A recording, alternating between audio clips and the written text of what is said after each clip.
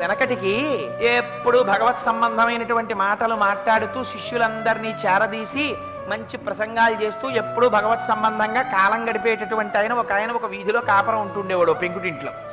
ఎదురుగుండా ఓ పెంకుటిల్లు ఉండేది. ఆ పెంకుటింట్లో ఒక వ్యభిచారిని ఉండేది.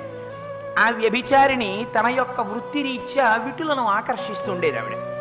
ఈయన ఇక్కడ భగవత్ సంబంధంగా శిష్యులతో కాలం గడుపుతూ ఉండేటటువంటి ఆయన అస్తమానం అటు చూస్తుండేవాడు. అదిగో మళ్ళీ ఎవరో వచ్చారు, వాడిని లోపలికి తీసుకుపోతోంది, అయిపోయింది వాడి పని ఇక్కడతోటి, వాడి మెడలో ఉన్నవి తీసేసుకుంటుంది, వాడి వేళ్లకు ఉన్నవి తీసేసుకుంటుంది, వాడి డబ్బు తీసేసుకుంటుంది, దిక్కుమాలింది, ఇలాగే అందరినీ నాశనం చేసేస్తోంది అని మనసులో అనుకుంటూ ఉండేవాడు.